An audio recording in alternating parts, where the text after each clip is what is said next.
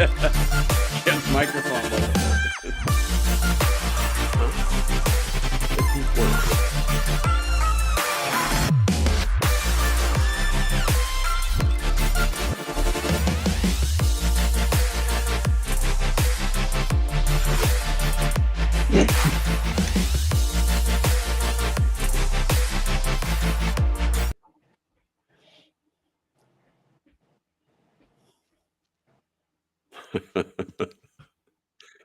Hey, welcome everybody. Hi, I'm to Ken. another I'm in charge episode. of electronics. Well, hello. Well, it's unfortunate Mike can't join us tonight, but Oh man, Hey, hey, Mike. glad to be here. talk about electronical problems. I don't know what happened, but my sound is acting stupid. I don't know why. I'm hearing myself talk through my headphones, but not through my headphones, so I have to talk loud enough to hear what I'm saying, because I don't know what's going on. Let's say hello to everybody. Bob is here. Hello, Roberto. Bob. Tracy Tribney is here. Clay says happy Tequila Tuesday. And GJ is talking in Espanol. And Zippy is here in the house. And GJ is talking in all kinds of different languages. Let's see here. Kevin Kazan is in the house as well. And let's see here. Who else is Dave Elseth? No, we're right on time. This is, yeah, as far as I know. But let's see here. The Prime Initiative is in the house as well. And FEK 1001 says, hey. So welcome everybody to the show. And we had some technical difficulties, but it's what you expect we? From us. Yeah. We had some technical difficulties. So I don't even know why I'm wearing this headset. I'm not hearing anything I say, but I can hear you, Mike, which is important. Yeah. And I want to welcome Aaron Jones to the show. Welcome, Aaron. Thanks for having me, Ken. Appreciate it. Thanks, Mike. Yeah. Before we get started, I just want to bring up something really cool. I don't know if you guys can see this from Randall Glenn, retired Canada Border Services officer, retired, and he sent us a challenge coin, and thin blue line flags from Canada and the U.S. So thank you, Randall. I don't know if Randall's here tonight, but let's see. I don't know what GJ is talking about, so that's okay. But we're going to talk tonight about some stories that Mike has on his radar, and then after we do the stories, we're going to get into the adventures of Aaron T. Jones. That guy. And Aaron, you can't. I have great expectations because Mike has talked you up as an amazing adventurer. Did the check clear? So this is going to be quite exciting. Oh, let me just jump in real quick. And Aaron, that doesn't mean that you're just the beautiful wallflower there. Things are going on. We're going to talk about cop stuff. Jump in, because a lot of this deals with the same kind of situations your folks run into out there. That's right. And Grant, I'm sorry, there's nothing I can do about that. Appreciate the heads up, though. But let's get off here. Let's get this up there. Mike, before we get started, we have. I just want to show a couple things up on the screen here because this is cool. Let's see here. I'm going to get this screen going here. Check this out. Check out that. That is just a badass picture. That's just all there's to it. And we're going to be chatting with Aaron. And Aaron, this is your company and stuff, and you're the CEO and chairman of the board, International Protective Services. But I just thought that was a great picture. Well, I'm a New Mexico kid, and that's about as New Mexico as you get right there. Yeah, I'm anxious to ask you about the National Guard being sent out to Albuquerque, because that's Yeah. crazy. Oh boy. I want to know how he photoshopped Uh, his face into my picture there, though. Very carefully. So, but let's get on to this first part here, and there's a big deal going on Yep. this coming week. Mike, why don't you tell us Well, about there it this? is. This came out on Trevor's Facebook feed today, and I thought it was important that we step up and we support Trevor as much and as often as we can. His hearing, the request to vacate the conviction is this April 21st at 1:30 p.m. in the federal courthouse at 530 West 1st Street in Los Angeles. Anybody that can and go is invited and encouraged to come on out and help support Trevor and his family. This is a time of just tremendous angst, I guess is a word for it. And, we're praying for him. We hope the best comes out. So if anybody can be in town and be there for this, please get out there and help support him. Yeah, and some folks were asking about that. So this is something that we all need to do. I'm sure Trevor's family is going through, it's a nervous time. And Trevor, if you're out there, know that everybody's with you. But I'm sure he's yeah, I here. don't even know I'm sure how he's to. watching. Hey, Yeah. And- Aaron, somebody asked if you can read the comments. Or you have them up so you can read them as we go along? I saw him a minute ago.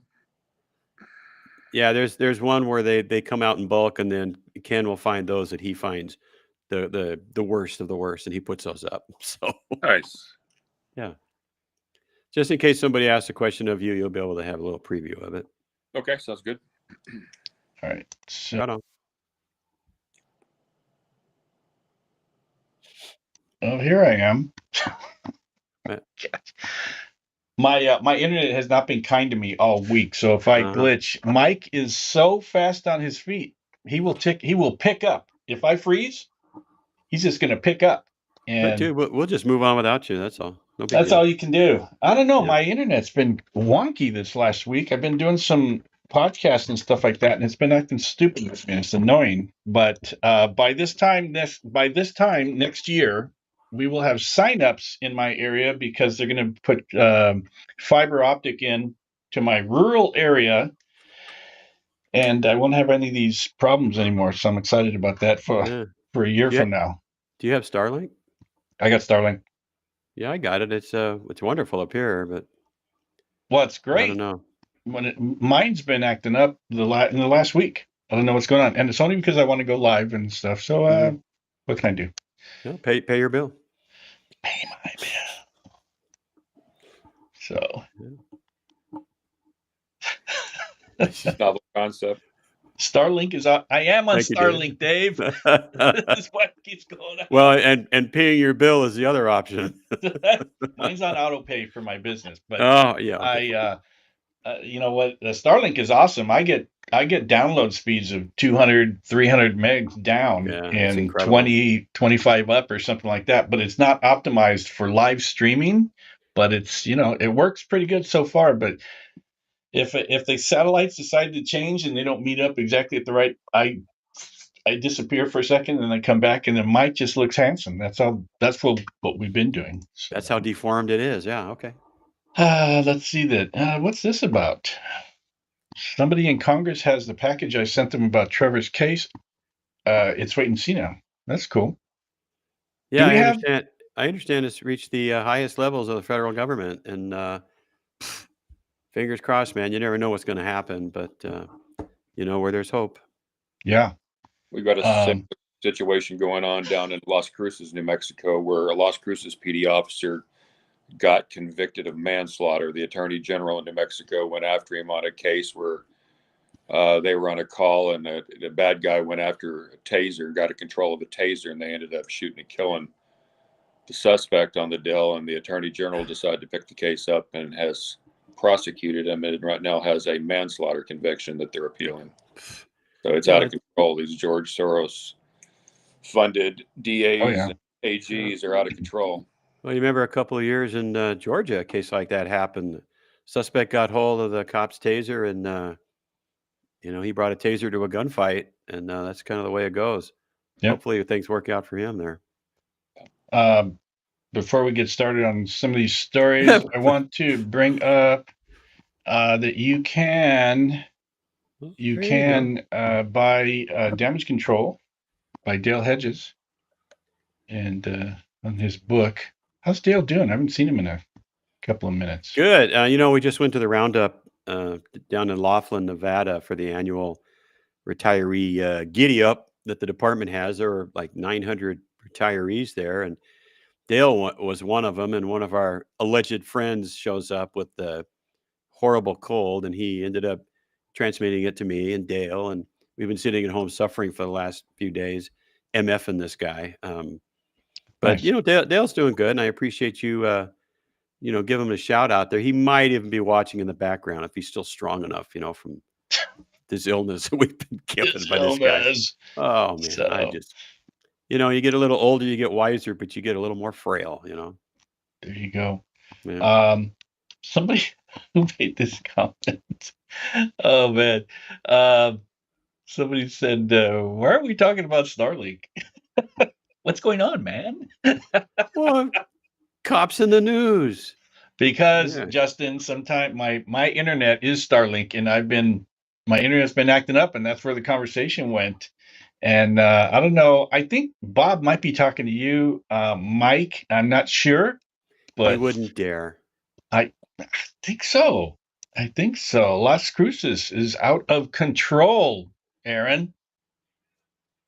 Absolutely. They got a former, their sheriff down there is from California. She's out of control. They got problems. Well, California's already effed up enough. I'm trying not to say fuck. Thanks So for not why- saying it. Yeah, I'm trying. But why is somebody that's liberal leaving a liberal state? Why don't they just stay where they are instead of going out and infecting other places?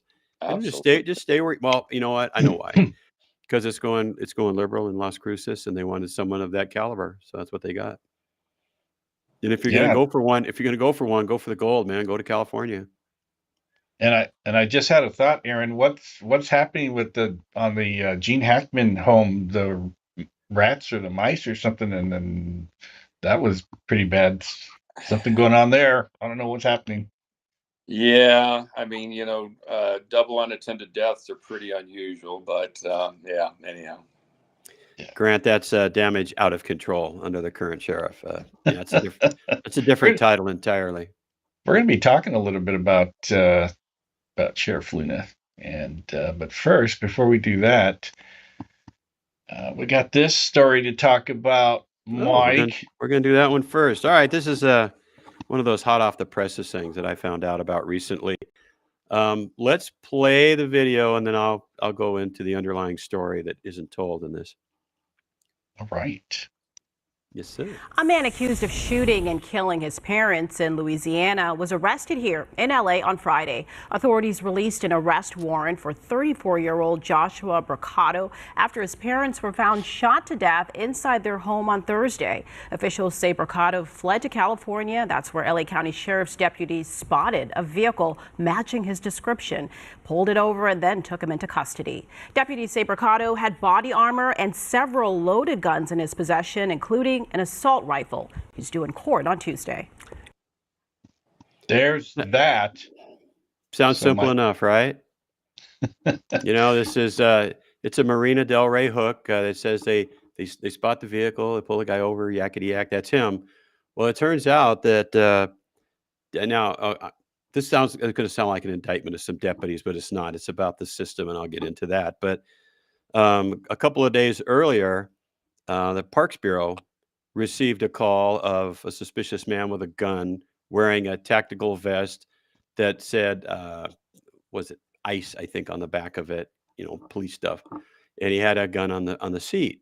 So people called on day shift, and the deputies go out there and they 212 the call, which means they couldn't find the guy, right? Except he doesn't like his hair, but he's got worse problems than that. So they 212 it, which means GPA, UTL, gone prior to arrival, unable to locate. Well, on PM shift, they get another call. I remember this is Parks Bureau 2 days before Marina hooks him up. They get another call saying this guy's now out walking around with his tactical vest and a firearm. Relatively suspicious activity. So these deputies go out and they don't see the guy, but they see the vehicle, and they go up and they knock on it. Apparently it's a van. This guy comes to the door of the van and opens it. He's got the matching vehicle, and the male deputy draws his gun. And what's he thinking? The guy might have weapons nearby, right? And he might be a nut because he's out walking around with a vest and firearms.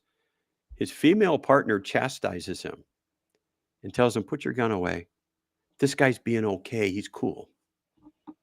So the male deputy, having the testosterone level of a grapefruit, puts his gun back in his holster.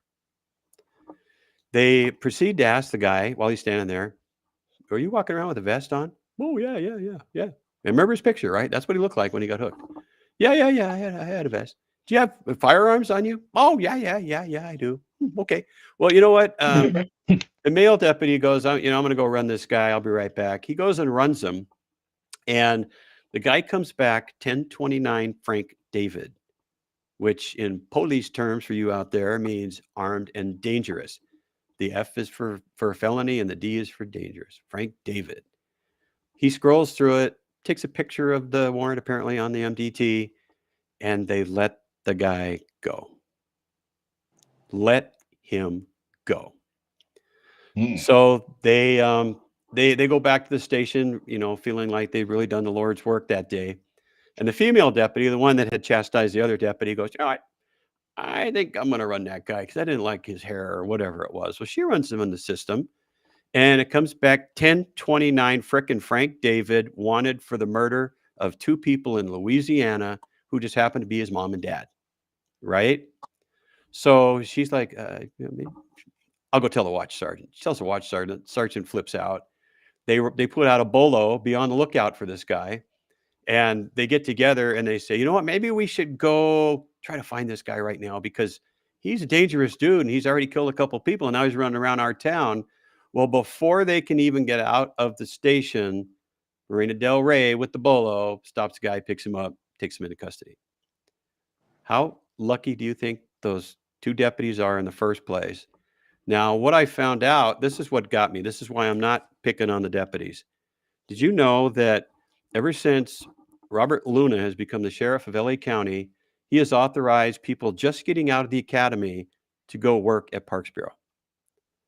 And what that means is you've got people who are green going out there, and what they do is they'll send them to a station to train, right, for the training period. And Parks doesn't have any training officers. So when they get out of training, they get booted over to Parks Bureau, and they be fully qualified police, and they drive around with their partners not knowing what they're doing. So what you have here is a sheriff who doesn't understand the importance of any field position, let alone Parks Bureau, where you're pretty much on your own. You don't have a whole lot of backup. You have a huge area that you're watching, and he has these folks out there with no help after their training period. And I see it as a failure of training, and I see it as a failure of leadership. And I always go back to this. I'm like, failure of leadership, there is none. To me, he's trying to manage. He's not doing a good job.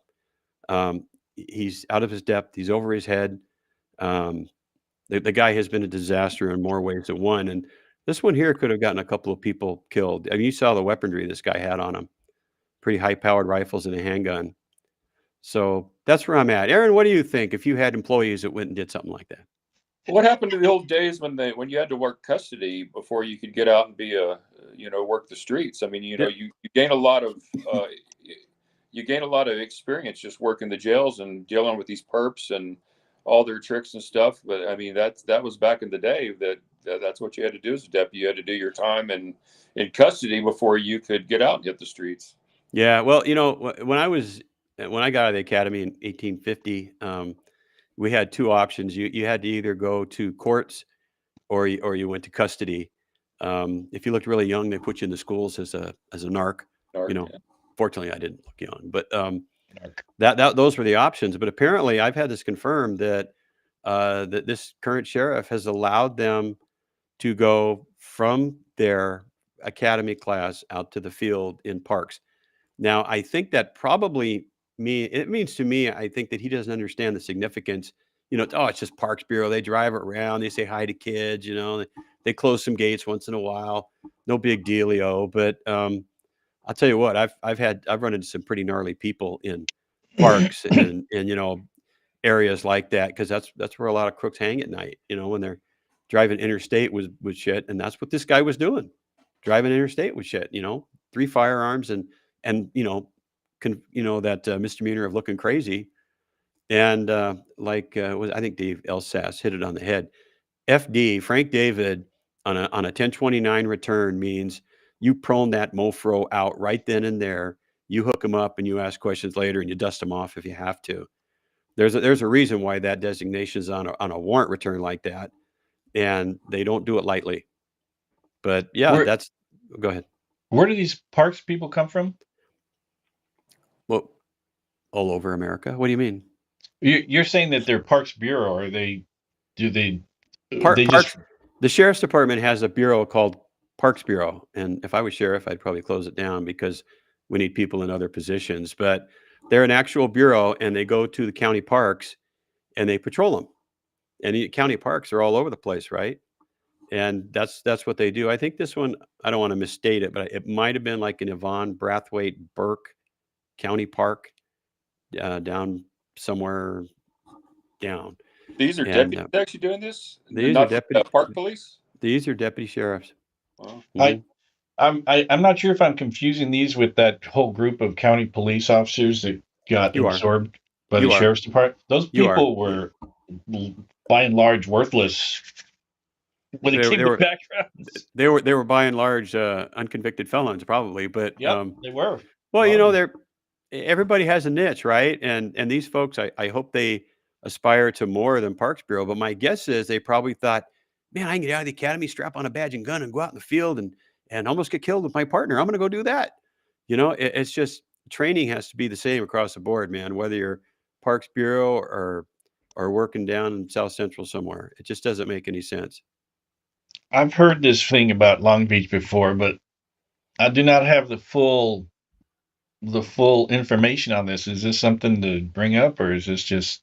Well, there's a video of it. I think it came out during the election, but the press hid it because they were supporting Luna. They didn't want it to come out.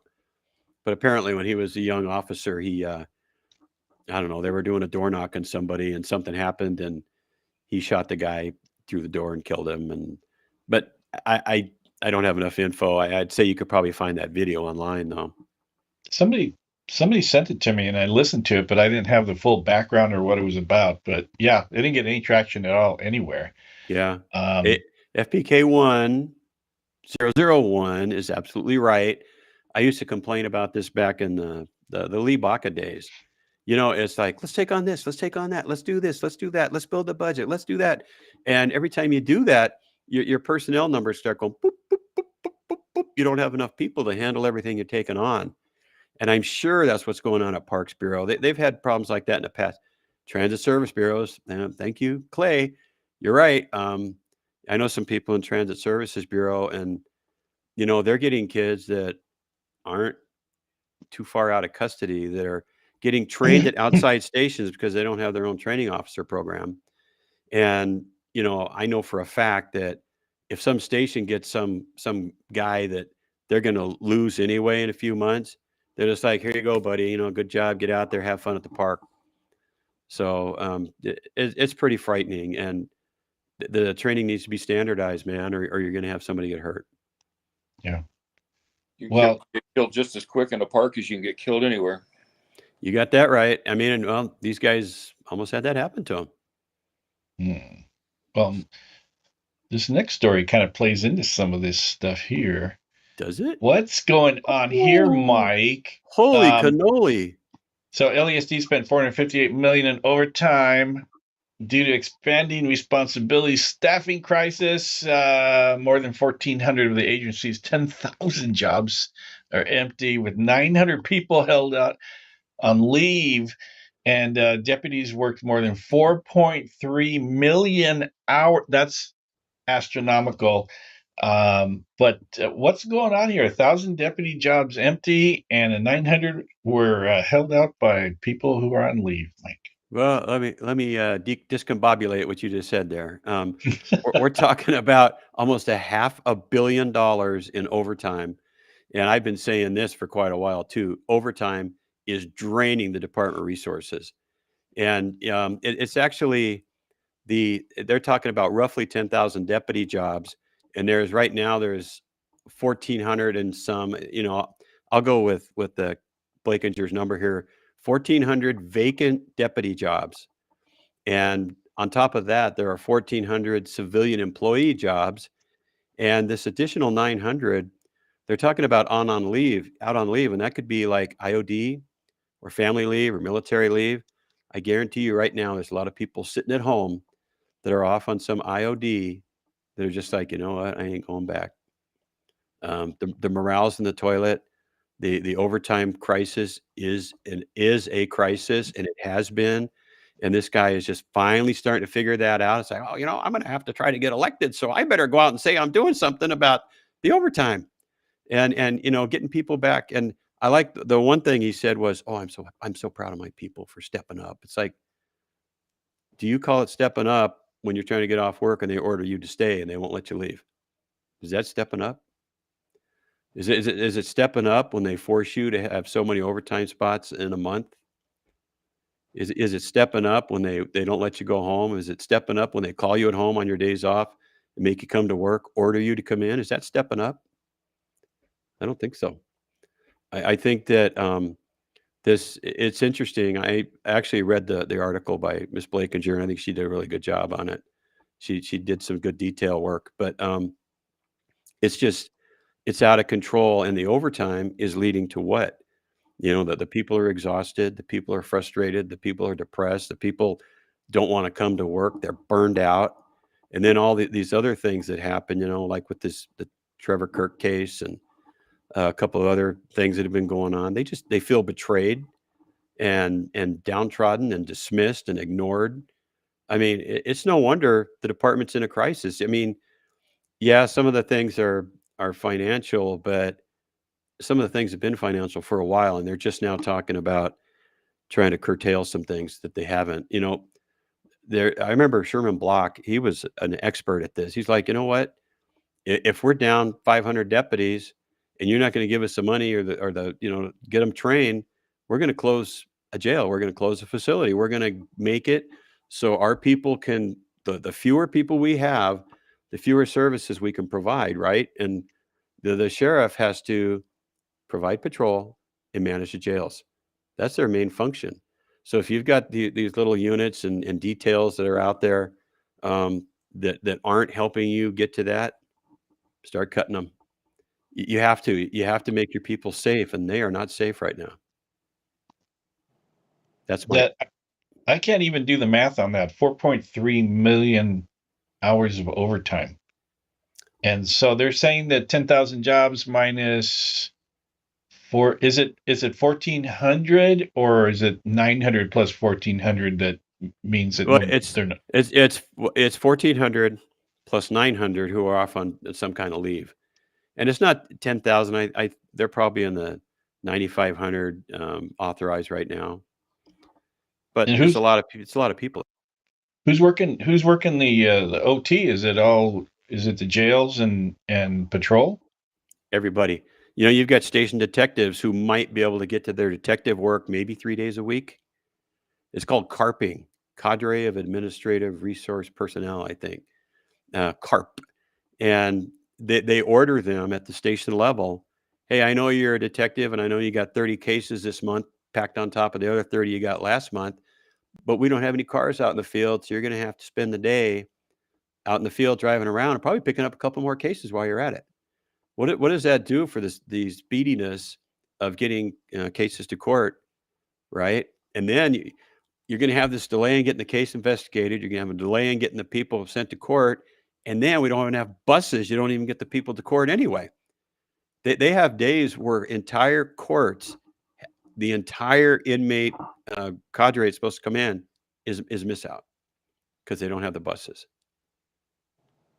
I call that a management crisis, man, a leadership crisis. And it's just one heaped on top of another on top of another. Where did they get the 458 million from? Well, that comes from everything else. They start stripping money away from other functions.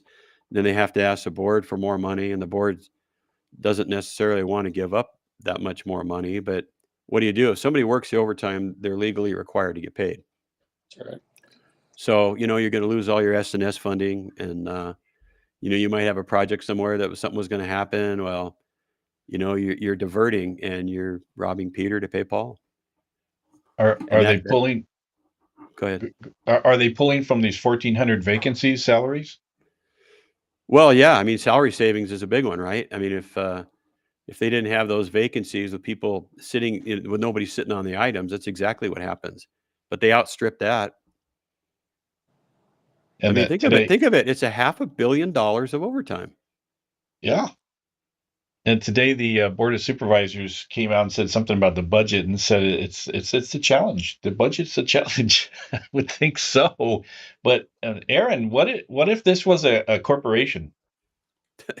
Well, believe it or not, we have the same problem, and we have overtime issues as well. And I can't force my guys to come to work. But luckily, a lot of them step up to the plate and are loyal to the profession. But man, we end up with a lot of overtime, and especially in California, where anything after 8 hours, you have to pay overtime. Anything after 12 hours, you got to pay double time. So it's brutal out here. We operate all over the country, but California is by far, our toughest on overtime, and we don't have a budget by the government. We bring whatever we bring in. That's what our budget is every year. Mm-hmm. So you talk about difficult. It really is from the private sector. Coming from the government world into the private sector is a big wake up call. Yep. Hey, FPK1. I'm just going to call him FPK1. He is singing from the same book I am. Dump Parks Bureau and Dump Transit Services Bureau, because that's Metro, and they treat our people like the redheaded stepchild. They act like we are a liability as opposed to an asset. And we've got 200 sworn deputies working Metro. I say let them have Metro. They're creating their own agency right now, right? And there's a drop dead date. I'd tell them, hey, you know what? You guys are free to go your way. Give them 6-month notice. I'm sure LAPD would want to pick up the slack. Move away. Take all our toys and put those deputies where they're needed in the field. There's a couple other units I'd be really looking at really hard right now too, but those decisions aren't being made. Well, Mike, you're pretty smart, and there's a new sheriff coming in town. I'm hoping that Luna gets voted out, but when the new sheriff comes and takes office, you're talking about years to fix this stuff, and that's just a mess. I would think the first couple of years to get it back on its feet. I mean, that the bottom line is you have to trust the person who's leading you, right? And the person that's leading you, it has to be able to lead. I have an odd sense, a feeling that Mr. Jones here probably has a great deal of loyalty from his folks and to his folks, and he doesn't have the same issues that this sheriff is having right now. The sheriff's not a leader. And I think that's being proven every day. I know a lot of people that, I've got some friends who are left of Che Guevara, and they said, Luna, they thought he was going to be this hope, was coming in, and he has been the biggest disappointment across the spectrum for what he does and what he doesn't do. Mm-hmm. Mm-hmm. Well, that's it. Mm-hmm. I don't want to speak for LAPD, but I recall them pitching a Nazi-reason article about about hating their MTA contract. They probably do. I've paid attention to some of those meetings, and they treat law enforcement like they're just a dirty little secret, and we don't like them, and let's get people in green vests to walk around and pass out lollipops, and tell everybody things are cool. Let the bums sleep on the trains. People getting up to go to work on the Gold Line, out of Pasadena, You got these bums cooking breakfast there on the train while you're driving along. They haven't paid their fare, they haven't bathed in quite a while. And there they are cooking breakfast, next to the shopkeepers, and the secretaries trying to get to work. I mean, it's no wonder that it's out of control there. Yeah, I talked to people who work that detail. It's all strictly overtime for the MTA stuff, and they love it, but they don't want to take any action. Oh, well, that's the LAPD model. The sheriff's model is we built in a bureau and they're paying for the people's salaries. LAPD does it all on the overtime dime. Mhm. And maybe that's the way to go because you get your OT animals there that want to work overtime all the time. But like you say, they just want to be there to collect the check and go home. Yeah, they don't want to do anything, and I wouldn't want to either, especially on the MTA. But yeah, MTA Nah. wants their own police again. Good luck with that, and they can take all the heat. Yeah. Kevin Kazan's here, man. Hey, Kevin. Kevin. What's up, brother? What happening, my brother? MTA always treated law enforcement badly because police have to enforce the law, and that's unpopular. You take people in custody and stuff like that. You don't want that. Well, don't you remember they forbid them to do fare enforcement, right? So it's like, what are you doing? And they're like, we're losing money. I wonder why that is because you aren't enforcing the fares, and you aren't enforcing standard of conduct. It's like an open air flea market down there sometimes. Yeah, and it's theirs. I mean, that's what they want. Obviously, they want to be a window to society, and they don't want any law being there. So they get what they get out of it. And I would not be playing that game with them. I'd take my toys and leave. yeah. Well, in another story, there's a letter floating around from Chief McDonnell, LAPD, about the dire straits the city of Los Angeles in being, what is it, $2 billion in the hole? Was it two? Oh or no, one? I thought it was $1 billion in the hole, and they're asking for 2 because we need 1. Let's ask for 2, right? That's right. They're $1 billion in the hole, and then they're asking the state for another extra $1 billion because just because a little extra $1 billion. But there's Pocket Chief change. McDonnell sent out a letter and an email, and I don't have enough information on it to really make a big report on it. But apparently, it looks like from the tone of the letter that layoffs are inevitable. Oh, isn't that what the city manager said? It's like it's going to be not just a few, but it's going to be thousands of people laid off. I Yeah. think that's that's a trial balloon they're shooting up to make people scared and make the Fed or whoever just say, oh, okay, here, take the money. We don't want those people out of jobs. Well, But I mean, LAPD's never laid off cops. What they do is they freeze hiring, but they will lay off civilians, and that's going to be a terrible thing. In droves. Yep. Anyways, that is just something that I don't have enough information on quite yet, but we all know they don't use that contract money for a specific contract that helps them pay for other pet projects. Is that true, Mike? If FPK1 says it's true, then it's true. California's in the hole. Let's I want to find out I want to know what Aaron's doing in California, knowing what a hot mess it is. That's right. I want to know about Aaron and his business and all. You know what? The adventure. I feel a movie or a book coming out. The Adventures of Aaron T. Jones. And I read on your website that it said that you were. It looked like it was LAPD, but is it sheriffs or? Tell us about you, man. Well, when I tried to being the popo back in the early '90s, unfortunately, I'm white. Yes, you are. Yes, I'm extremely white, mostly red. And I had no Desert Storm at the time. So I would go into LAPD interviews, score 110, and they would sit there and go, Mr. Jones, we love you and we'd love to hire you, but unfortunately, you're the wrong color. Yep. And so they didn't. So I backdoored my way in. I put myself through Rio Hondo Police Academy out in Whittier. Back in the day, back when Rio Hondo was still a stress academy. And I had the time of my life. I put myself through the academy, and I got picked up by the LA Housing Authority Police. All right. And yeah, and Mhm. yeah, and they had a hiring freeze at the time, and so luckily I ended up going back to New Mexico for 2 years, and I worked for a sheriff's department there in my hometown of good Lovington, New Mexico. Worked for a fantastic sheriff by the name of Bill Lane, and I tell you what, thank God I did, and kind of found it, as a deputy sheriff, we kind of one riot, one ranger.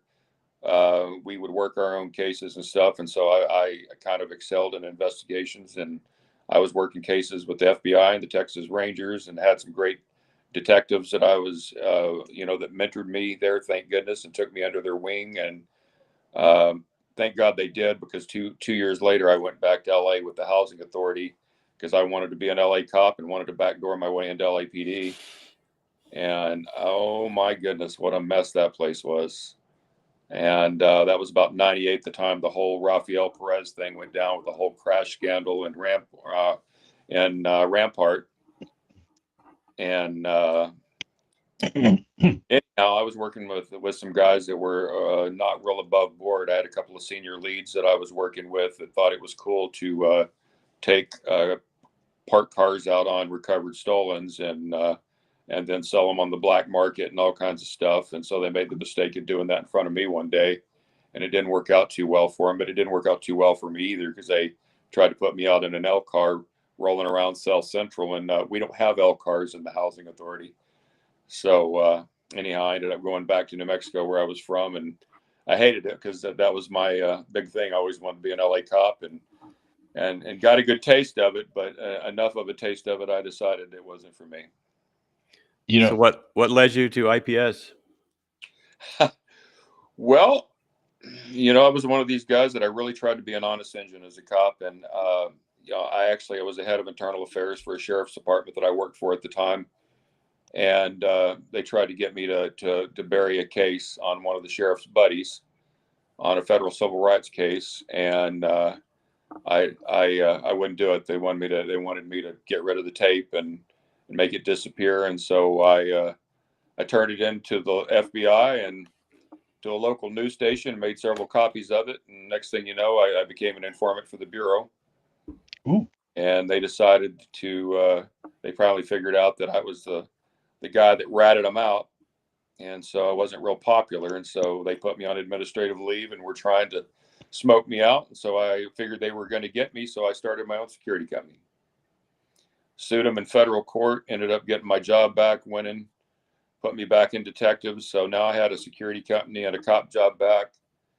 Ended up with 10 homicide cases that year, and continued doing it for 5 more years, doing both of it. And it was crazy. I ended up with a major murder case that ended up on Dateline NBC, and it's just it's been a crazy career.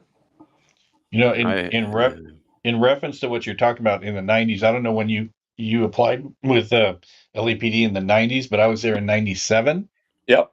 And you're right about the skin color, because I had 2 candidates that I was working at the same time. One was a white guy who was a high school teacher. He had a master's degree, and he got like really close to 100 on his oral score. And I had another candidate who was a candidate of color, had a 70 on her oral interview. Guess who got hired? The female got hired. She washed out of the academy within a couple months. The guy with the master's degree, who was white, he had to go back and get like 103 oral, and he finally got hired, but he did fine. But it's been like that forever at LAPD. Yeah. I got 110 on my oral, and they still couldn't hire me. It's not high enough, Aaron. No, what was wrong with you, man? What was your malfunction? Did you even practice? I mean, my gosh. Hey, 2 things. Aaron, I applaud your honesty. Thank you. And I noticed that Trevor Kirk just popped up. Looks like he was having trouble with his video loading. So hi, Trevor. Trevor, what's happening, my brother? And we let people know what's going on is it the 21st? I think it is. So hopefully everybody will show up and pack that courtroom. But we got you here, and we're praying for you, Trevor. Thanks for being here. Zippy's got the question. Yeah, that's Zippy a good question, actually. Yeah. What does housing authority even do, Aaron?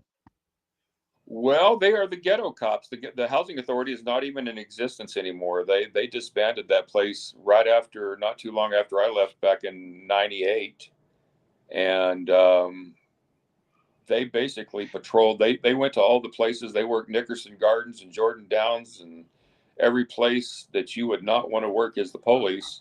And we would go there four deep, and it was absolutely crazy. But learned a lot, good, bad, and ugly. Yeah, I worked Firestone for about 7 years, so we had a lot of JDs and Nickerson Gardens, and man, you know what? I'm sorry, those are good times. There was a lot going on, right?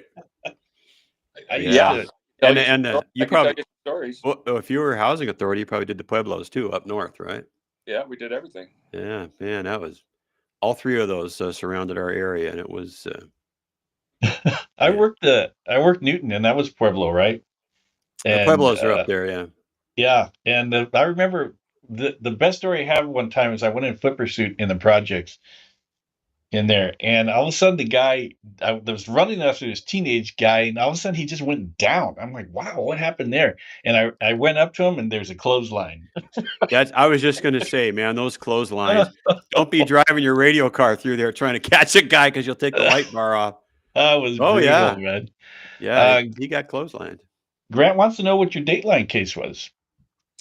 So it was a murder case. Well, it was a unattended death case, that where basically an Albuquerque police officer was involved, was his wife allegedly killed herself, and I ended up being the on-call homicide detective that got the case. And my take on it was that well, it was basically made out to be a suicide. And as things progressed in it, I didn't believe it was a suicide. I believed it was a murder case. And so I basically I spent several years on that case, turned down promotions and everything to stay in detectives, and we eventually ended up getting him indicted and ended up going to trial. Unfortunately, in the trial, they kept a lot of evidence out that led to the motive of the homicide, but it was the Levi Chavez case, and Tara Chavez was the decedent on there. And boy, I tell you, it was me against the world. And basically, and I don't think Mr. Chavez was on trial. I think this guy was on trial for. They every good thing I ever did, they turned around and used against me as Deputy Do Right. And yeah, it was something else. It was brutal. But I'll tell you, if I had to do it again, I would do it again. I just do it better. But that was a tough one.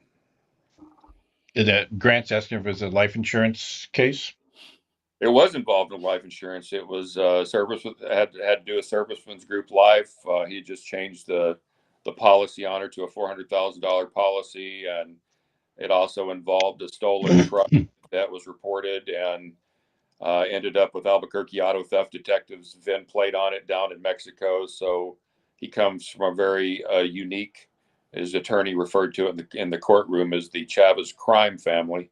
The entire family was a group of cops that had kind of been that were all turned bad apples, and basically what it appeared to be was cops running guns and cars down into Mexico, and she dimed him off in the middle of a divorce, and next thing you know, she ended up dead. And so it was an ugly case. I turned Albuquerque PD on their head, and I was not popular, but I didn't give a rat's ass, to be honest with you. As Zippy says, Dateline always starts. They had the perfect marriage and family life. That's right. Until they didn't. Until they Yeah, well, you know what, Aaron? I applaud you because if you can't go home from work every night and look at yourself in the mirror, you're doing the wrong thing. And my whole thing has always been, don't do something you don't want to have on the front page of the Times the next day, right? You know what, Yeah, Mike? I tell you what, it wasn't very pleasant at the time, but looking back on it, it served me. It didn't serve me very well in my government life, because the government didn't seem to appreciate honesty. They just wanted a yes man. But Mama didn't raise that kid, and so that wasn't me. And but in the private sector, my honesty is appreciated by my clients and by my troops, and so I'm thankful for the raising I had, and I'm thankful for the guys that took me under their wing and taught me the right things to do, and basically reinforced how I was raised, and it paid off in the long run, I tell you. But it was an ugly career. No, I hear you. Was that the Tara Chavez case? That's the one. That's interesting. Look at you acting like you know what you're talking about. I sometimes do. Every once in a while, I knows what I'm talking about. Let me see here. Don't go away. Don't go away. I'm going to be like showing stuff here. And there it is. There's Mr. Handsome himself. Packed with scandal. Packed with scandal. Oh, scandal's not even the word. This So, guy was screwing everybody in town. I mean, the cops and everybody, and it was just absolutely brutal. I mean, it was a made for TV movie. I mean, it was a novella if ever there was one. Mm. And it's just That's sad. pretty cool. Because, she was just salt of the earth, and her family was salt of the earth, and they didn't deserve that shit, I'll tell you. Yeah, Goodness. they rarely do. Yeah. Yeah, it Well, looks like Zippy's planning on leaving me, man. I don't understand what's going on there. You heard it here first, everybody. Zippy's going to New Mexico. Well, no, they don't. Aaron, don't you do? You do homes here, right? Palisades, Malibu, Yeah. Yakety Yak. Beverly Hills. I have all the pretty much West LA. I mean, I'm in Venice, Santa Monica, the whole caboodle. And how did you, if you started in New Mexico, how did you spread out to here? I've just evolved over the years. I literally started in a little bedroom community there in Albuquerque, and with me and two other cops, and it just evolved. I just have grown it over the years. I started in security in LA before I became a cop, and so I always just thought, that someday I would do that. And a lot of people would ask me back in the day what department I worked at, and I'm like, I don't. This is what I do. And so I figured I better go do my time and get my pay my dues, and then come back and do that someday, and went off and became a cop for several years, and now I'm a security company owner. And she was asking how many employees you have, and do you have any openings for Zippy to move to New Mexico? Absolutely. Over my dead body. Yeah, I have about 500 employees spread out between New Mexico, Arizona, California, Texas, Nevada, Florida, Washington State, and Oregon stuff. So we're kind of a boutique organization, but definitely growing by the day. Cool. Do you have any government contracts? I do a little bit of stuff. Matter of fact, I'm bidding on one right now for the Army Corps of Engineers. We do a little bit of everything. I do a lot of big box stores. I have some national contracts that we provide armed officers, and like Targets and Walmarts and stuff, basically for anti-active shooter scenarios, and that we've filled a lot of shoes that law enforcement couldn't or wouldn't fill, and it's really worked out well for us. Yeah, cool. That's great. What kind of work does your company do? We do everything from private policing, so basically patrols, responding to calls for service, alarms, vacation checks on houses, to standing guards, executive protection. We have our own detective division, our own canines. We have bomb and drug dogs. We have an aviation division. We have drones. We have our own aircraft, helicopters. So we do a little bit of everything. Wow. Grant has a question. I don't know if you have the answer or not. How bad did New Mexico mess up the Alec Baldwin case? Oh, brother. Well, there's another fine case of the cops and the DA's office doing silly shit, and there you go. Yeah. Well, if it had happened in California, I wouldn't have been surprised at all, because we just can't convict our Hollywood celebrities out here of anything. Are you back, Ken? No, I'm not back. All right. Well, you went blank there for a while. Oh, I know. FPK. There's this big banner that comes up. Connection lost. I'm sitting there going, yeah. So, FPK, do you have any school contracts? I do. I do some schools as well. So we put school resource officers in places, because they're that's schools, churches, movie theaters, shopping centers, you name it. That's where all the bad guys want to come kill people at. So Yeah. we armed officers. I only do armed security. I refuse to do unarmed security. I just flat won't do it. I don't believe in it. I turn down millions of dollars a year because I just flat won't do unarmed security. I owe it to my people. My people aren't cannon fodder, and Yep. I owe it to them to be able to fight their way home. Yep. All they do is go out and get hurt if they don't have a way to protect themselves. That's right. If they can't protect themselves, how the hell are they going to protect you? Mm-hmm. You know, there was a story. I want to say it was maybe 2020 or something out of maybe Virginia, where it's this rich little enclave. They wanted to make their own city.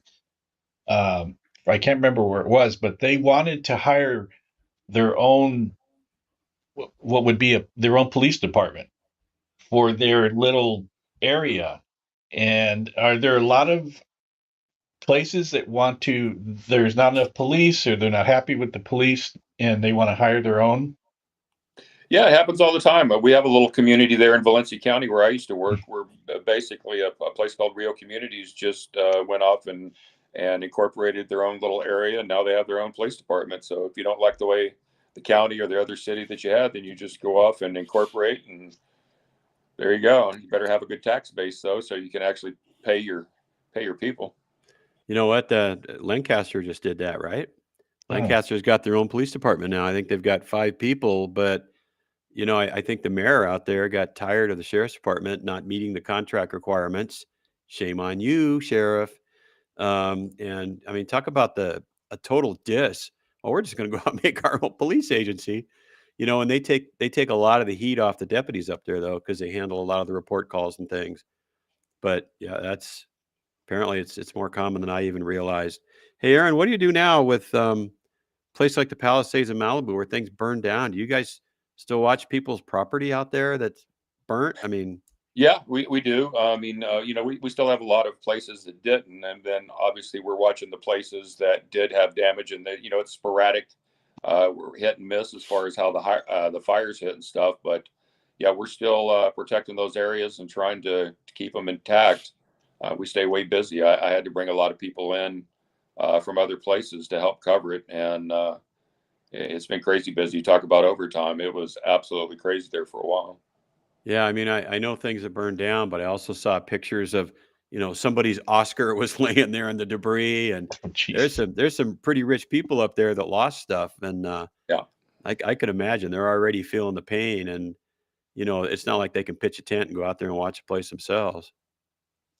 Yeah, we spent a lot of time doing that. I mean, that's one of the hazards of it. You know, it's the sad part about it is we had actually, you know, I had started right before Woolsey in 2018, and we saw the destruction from that fire. And so I had actually developed drone technology that we were using with rotary drones, some really high dollar rotary drones that we could put up for thermal and FLIR and could really zoom in on stuff. And we had offered that up to Malibu and stuff. And I did a lot of speaking at different events and stuff. And we had let the cat out of the bag, and it went over big time. And we just couldn't seem to get the government interested in it. You know, at all these different events we sponsored and stuff, even public safety events. I even offered to fly them out to our, you know, to our location and stuff, and they were just too busy to do it. I guess they didn't think lightning would strike twice, and I just couldn't get them out there. And lo and behold, look at here we are now with Malibu and Palisades and Yeah.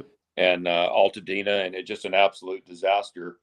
And out of that, you know, believe it or not, we got the attention of San Bernardino County, and now they're looking at us for the fixed wing drones that we have. That we're basically the domestic distributor for a major company called Design Technologies that have fixed wing drones they use for the Department of Defense and the Air Force overseas.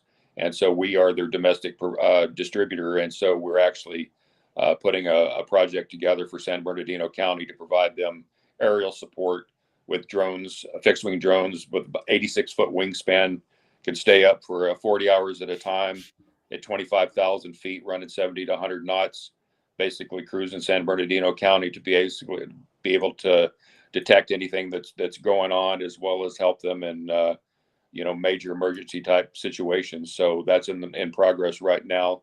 County Board of Supervisors just approved it, and so that's something that we're involved in. I literally tried to take what I've got, learn from the government, as well as put my money from the security company into ways to provide, to work smarter instead of harder. And this devastation that we just experienced between Woolsey and now this stuff is just overwhelming. So that's what we've tried to do, is take that and run with it, and create something that can be used for the betterment of these people that just lost so much.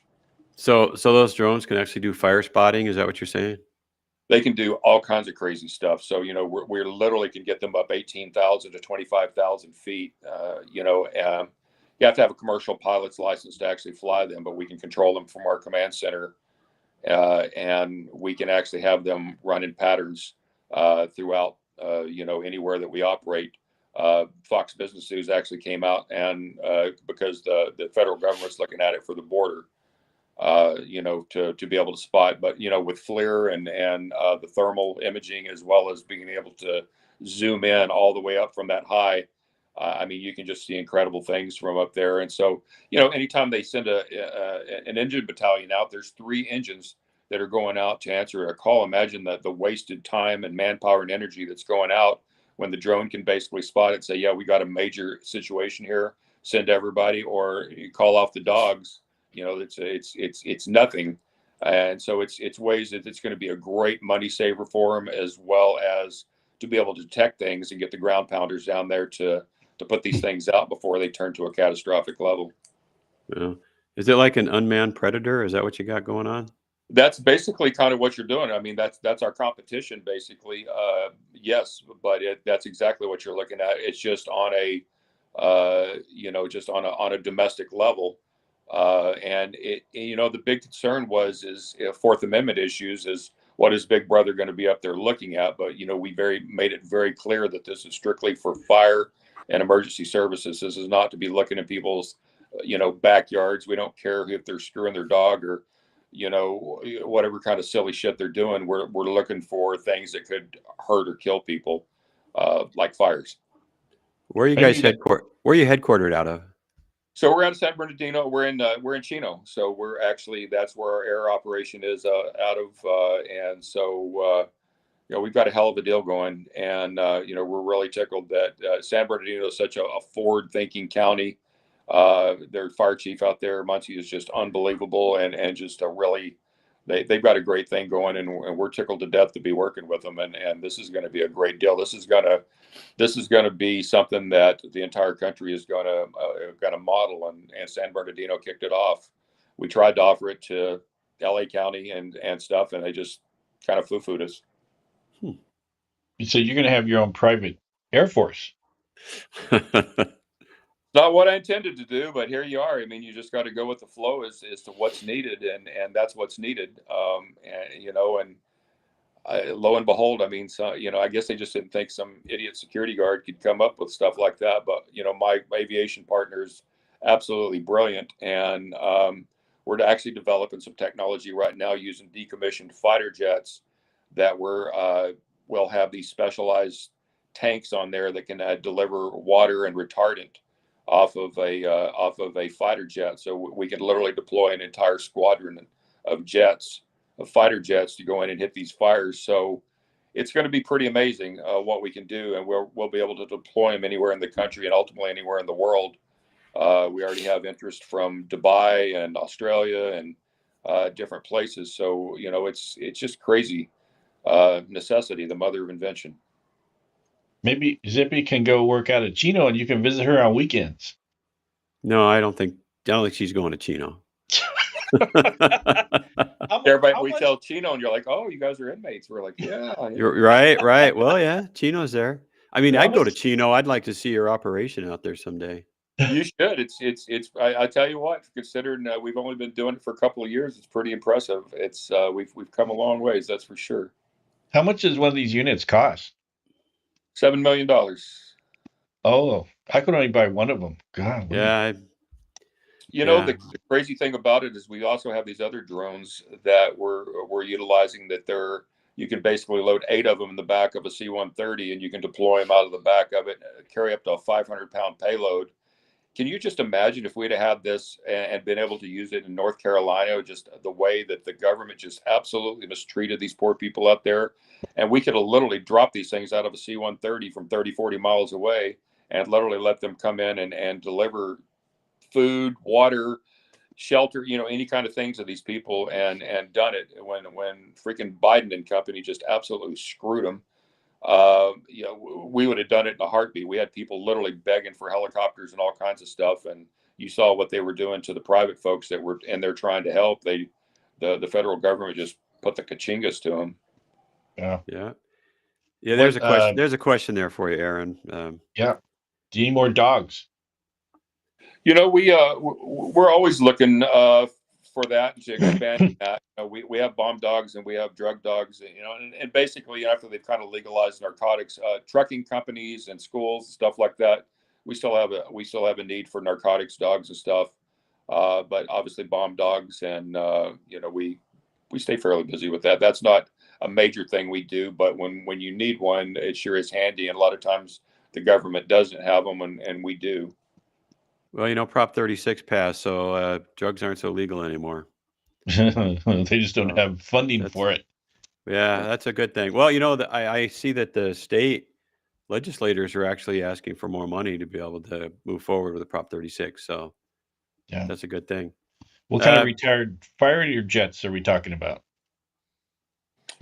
So, they're basically decommissioned jets. I like the Hawkers or the Hawks or whatever. I believe that's what it is. And then we've actually got one. It's called a Jaguar. It's a British, English, or it's a British and French plane that we have that we're actually about to get that back up in the air. It was a nuclear bomber that we've got, and we've actually we're getting ready to do some beta testing with it on one of our delivery systems.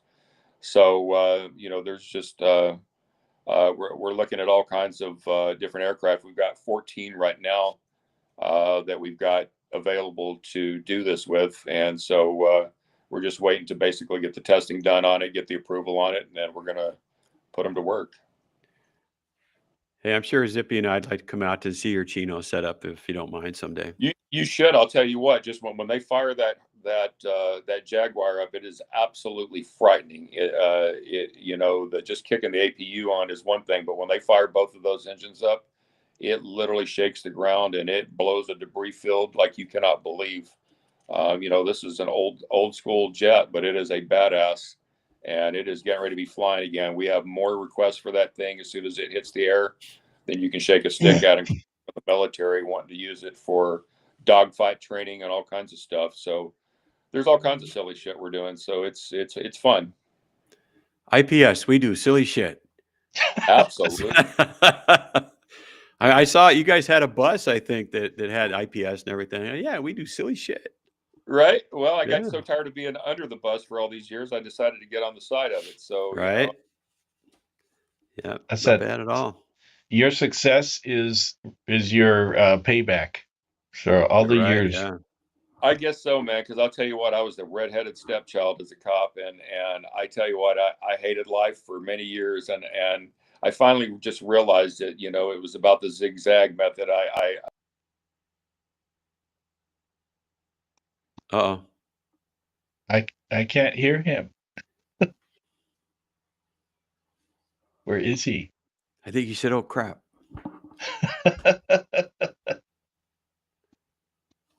Can you hear us, Aaron? We can't hear you.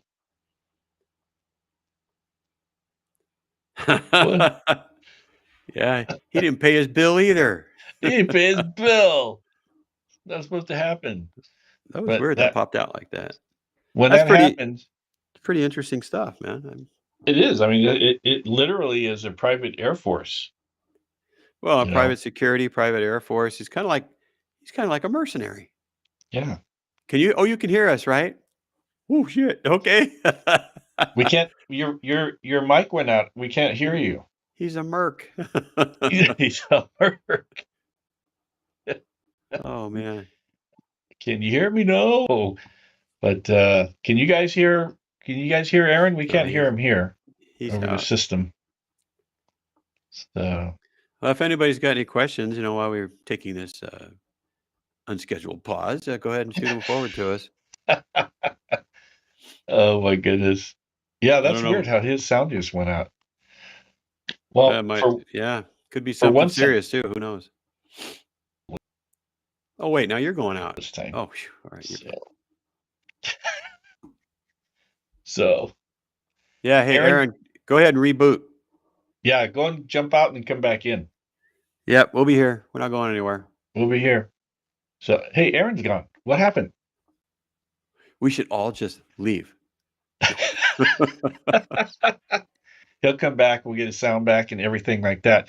Do you guys have any questions for Mike? Because Mike, Well, FPK, send me that info and I'll get it over to Aaron and see if he can help you out. Did it work, Aaron?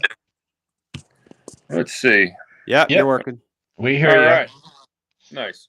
So Yeah, we were good. talking about you good stuff. So, yeah, Yeah. Well, do you have yeah. any- Depends on what you mean by good stuff. But yeah, good stuff. Do you guys have any questions for Aaron? Ask away. So, no, Dave. No more Starlink, Dave. We've passed that on. Dave wants to talk about Starlink, so we can do that if you'd like. So, yeah. So, but I'm impressed, though, Aaron. I didn't realize you guys had your hand in so many different things. Like I said, you could hear me. It's almost like you're mercenaries, man. I'm impressed. You got firearms. You got the jets and the drones and the helicopters and the foot patrols. The boots on the ground and. Hey, Dave, we would definitely like to get some A-10s. I tell you what, that's definitely one of my favorite jets. Get an A-10 Warthog. Heck yeah. what does this mean? I don't know what he's talking about. Oh, Dave, talk to me offline. I haven't cropped out Rocky. You're talking about Rocky and Bullwinkle? I don't know. What roundup? What roundup photo? Oh! I know what he's saying. Because we were doing the group of 4, and then we put the last one in there. So he's in both. Dave, go back. Rocky's not butthurt. It's okay. Well, Dave's upset. No, obviously. at least I understood that question. Now I'm like, what the fuck, Rocky and Bullwinkle? I don't know what you're talking about. Well, yeah, we were doing a thing for the group that had come together, Dave. And once we had it's Costa, not Acosta, COSTA. And it was kind of funny because I posted it and I thought, oh God, Rocky's gonna think I cut him out of this. So I did another one with Rocky in it. Well, Dave's big things tonight are why'd you cut out Rocky out of the photo? And let's talk about Starlink.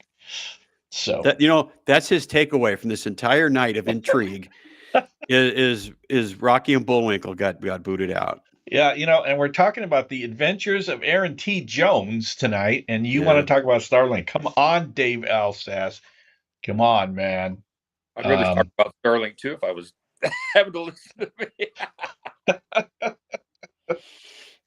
That's things, I man. guess.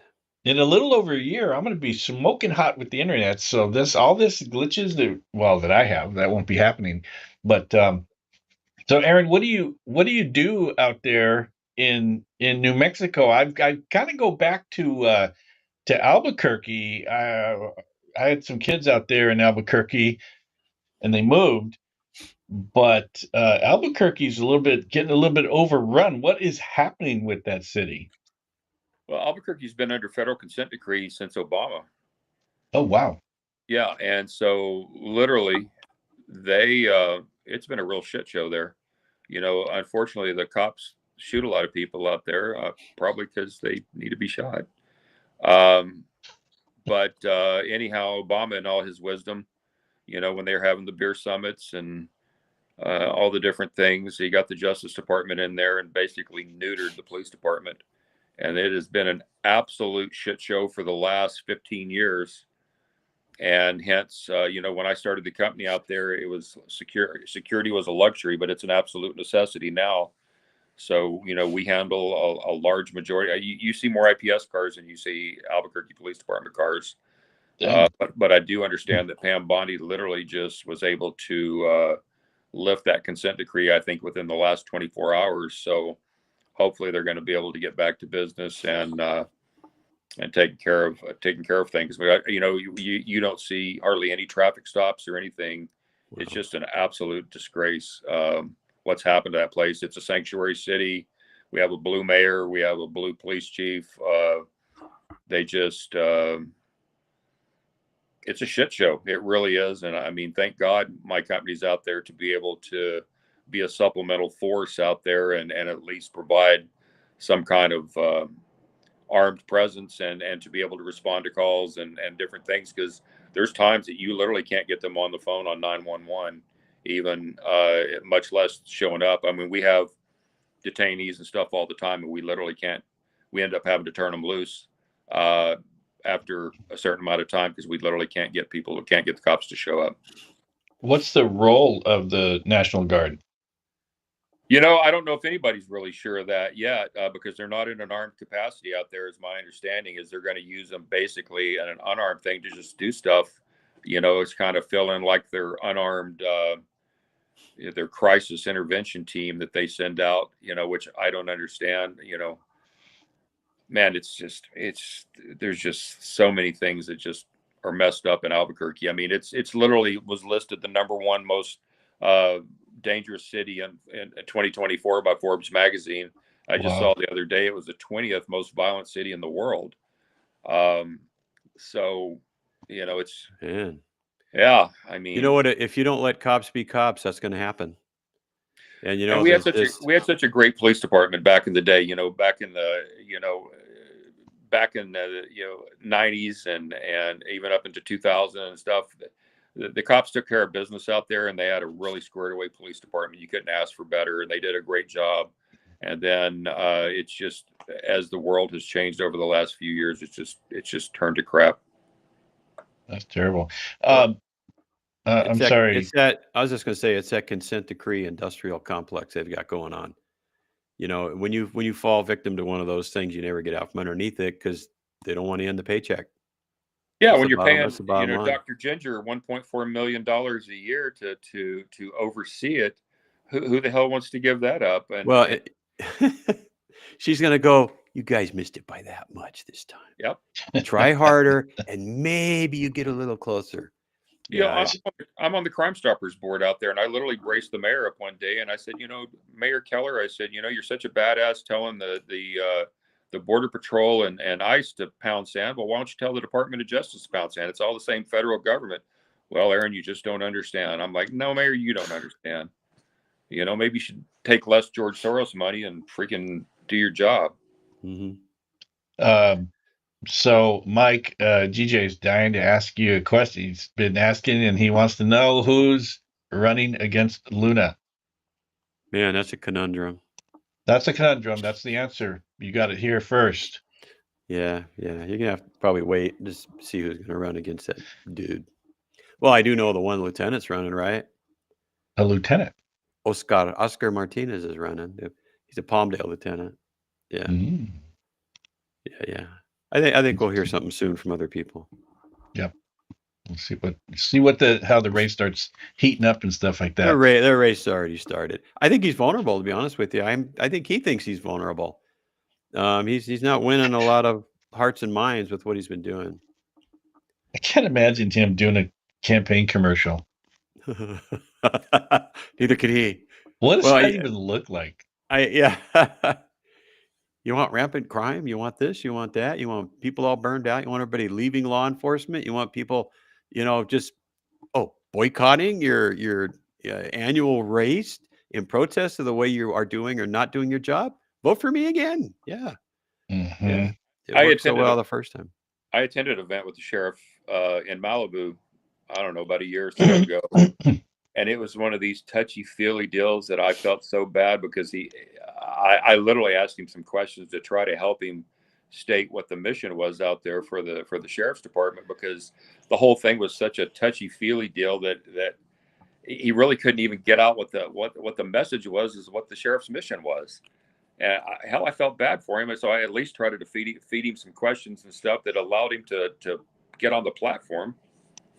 Well, I guess I should have found out if you were his drinking buddy or not first. I'm sorry if I disrespected your friend, the sheriff. No, I'm just saying, and from one cop to another, I felt bad Yeah. for him. I at least tried to throw the dog a bone. I mean, I'd do that for any fellow cop, but I hear you. But I'm not a politician, and I could give a rat's ass. So. Yeah, I think he's a faker myself. Yeah. Did No, Luna Luna- run? No, Luna did not run the B2V. No. What if somebody ran on a fishing pole with a piece of chocolate cake in front of him? He'd run the whole thing. First place, yeah.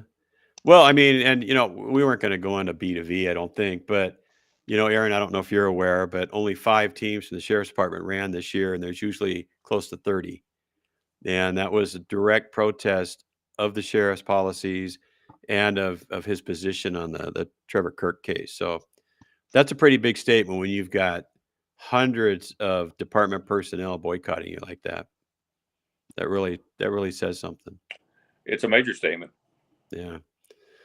Yeah, that's an understatement, saying that it's a major statement. But yeah, I mean, I still want to know more about how you tried to help him out in Malibu. I literally just tried to feed him some questions that he could at least talk about some cop shit instead of all this touchy feely of he, her, she, whatever this stuff. I mean, it was just back during when all that crap was going on, and I was just, man, I was feeling for him. The fact that he just had to try to talk about cop shit in front of a bunch of people that all he wanted to talk about was touchy feely shit. Well, DEI is dying a rapid death, and Thank God. he just went out to like a week and a half ago and leaned into it by telling this liberal teachers group that, yeah, in a couple of years, I'm going to make sure that we've got 30% females on the department. And I'm like, where are you going to get them? And do you care about the quality of the employee? Or are you going to start going for this DNA kind of match? That's what I think. It's like, if you want a certain look, then just start testing people's DNA. Don't look at their qualifications or their education or their training. Just say, okay, we've got this AB negative guy here that's got this and that, and he's a he, she, this. And man, I'll tell you what, I want the best cops in town to show up. If I need help, I don't want, some one-legged deputy in a wheelchair rolling up, and what can I do for you? No, you can turn around and go back home. Our president's near assassination was the showed you just exactly what happens when you do that kind of hiring. I mean, the whole world saw that shit show. Yeah, I don't think a lot of them there weren't even as tall as he was, right? So who's going to deflect? That was absolutely. One couldn't even figure out how to get her gun back in her holster. I don't know how she figured how to get it out of the holster in the first place. Yeah, that was brutal. I mean, just, and I understand terrible. I think they redid the entire team after that, but man, it was almost like that much too late. Isn't that one Secret Service agent, the one that was standing tall, isn't he now the head of the Secret Service? He's a head chingon now, yeah, because he did his freaking job. Sean Curran, that guy's a badass, man. I'm telling you, I love that guy. Well, I'm sure Trump loves him too now, so hell yeah, it's a good thing. Well, I just want to mention that Kevin Kazan, I haven't eaten dinner and now I want a ham sandwich, but way to go, Kevin. Yeah, there's a lot. What's on the how do you even have that much time to do all the stuff that you got on your plate, Aaron? Well, luckily I have little things called airplanes that I'm able to fly around in. I was in Bozeman, Montana this morning. I left out of Chino this morning, was in Bozeman, Montana, was in Wyoming, and literally flew back here about 3:00. And going to Portland on Thursday, going to Texas on Friday, because we're looking at expanding our operations into different places. And so that's one of the great things about being in the aviation world is we can literally get anywhere in the country pretty quickly, deploy teams or whatever we have to do. Coolio. Hey, when we sign off tonight, Aaron, stay on. It looks like we're leaving, but stay on. We talk after the show. Sure. That's when we're not really leaving. Yeah, that's when we really start talking smack. Okay. Where Mike starts dropping F-bombs and all kinds of stuff. The only reason I discovered if people cuss too much on these YouTube lives, then the monetization, they go, you're cussing too much. We can't, advertise our products on your channel. Oh, hey, you know what? You mentioned you're starting your own podcast. That's just going to be a little warning from us to you. you might think you had the greatest show in town, but you're F-bombing this and F-bombing that. And they'll say, man, that was a great show, but you guys cuss too much and we're not going to monetize you. So Not going to monetize you. cut it down. All right. We're just trying to tell you up front. So, in the event that anybody does not know that Mike likes it when you push the subscribe button on his channel, Mike likes it a lot. And so I'll tell you, it costs you nothing to subscribe and, make Mike feel good. Right? That's all I got nowadays. Yeah. People pushing that subscribe button makes me feel good. That's what retirement's life is about. You know what? That's all you got, man. That's like, I used to be a Crime Stopper and a gunslinger, and now it's just push that button, man. Push that button. Push that button, please. When is your book coming out, Aaron? I don't know. It's funny. I actually started writing a book several years ago for self-therapy, I guess, because I wondered why my career was so fucked up. Because there's a book title, right? And my mom raised me to be a good kid. I just tried to be a good kid, and next thing you know, I was Deputy Do-Right. Deputy Do-Right. Well, I don't know, Mike. Do you have anything else for this evening? I'm exhausted. It's been really good. I'd like to spend more time, but we have an audience out there with limited patience for us. So I don't want to burn them all out. Yeah, please don't leave. Every week. Yeah. All right. Well, that was a good here. show. Aaron, thanks for being here, man. And I think we just touched the surface of Aaron. What it is to be Aaron. What it is to be Aaron. Thank God there's only one of me. When does this podcast happen? It actually comes out tomorrow. Yeah, so it's AaronUnplugged.com. Is it live? You're going to do it tomorrow, or is it already? No, it's actually pre-recorded. There's going to be, it's a 10 podcast series, or it's a 10 series deal, and a retired APD detective, Dan Kari, basically me and him chat and talk about a lot of things, including the Chavez case and a lot of things that happened throughout my career, and just things that evolved into how I evolved into the guy that would stand up and spout crazy shit instead of sitting down and taking it, kind of like through COVID and everything else. It's amazing how much stuff that we all, the retired cops, all saw through COVID and wanted to raise the bullshit flag. And I'm so tickled that Trump got elected, and thank God we've got a snowball's chance in hell now. So I'm just excited that we actually we have a chance now. Awesome. Amen. Awesome. And Kevin said it was a good show, and I want to shout out to Randall. Randall, thank you. Thank you, Randall. Beautiful. Child's coin. Yep. It's so great from Canada. And yes, you are dismissed. No, Greg, you stand by until next week. All right. Sit there and stare at the screen. Half an hour after we leave, you may sign off of YouTube, GJ. That's all we can say. So, Mike, do you have any parting words for your guests? Are we going to be here next week? Maybe, maybe not, right? I got to find out where in the world I'm at, man. Maybe, hopefully, positivity. Maybe not. And Aaron, we're going to be looking forward to your podcast. Aaron, is it Aaron Jones Unplugged? Is that what it was? It's just Aaron, AARON Unplugged.com, all ran together, AaronUnplugged.com. And so appreciate anybody that can join. And it ain't pretty at times, but it is a true story. So, and this is going to be like on Apple Podcasts and Spotify. It's on everything, yeah. So it's on several different platforms, and so I hope people will check it out. They'll find out that my rosy picture ain't so rosy, but hey, that's how I got here.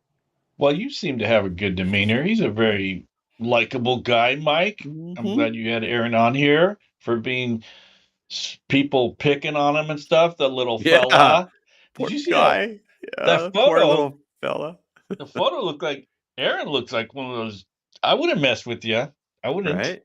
Seem like a formidable foe. Big Yeah, tough white guys, you know. And we apologize for putting you through this hell here. So Any day of the week, man. I love hanging out with old coppers. All right. Well, Yeah, thank who you, everybody. calling old? You. Old, OLE. Oh, Mike okay. just Old had coppers. a birthday a couple days ago, and Mike is, I thought you were old.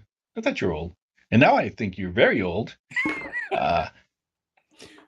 Wow. So Yeah. Friends. Yeah, well, you know what? We're going to see how old I am this coming year. All right. that's right. We'll That's see right. how old I am. Yep. Well, thank you, everybody. Thank you, and we may be back next week or the week after. We'll let you know. All right. We'll good night, figure it all. out. All right.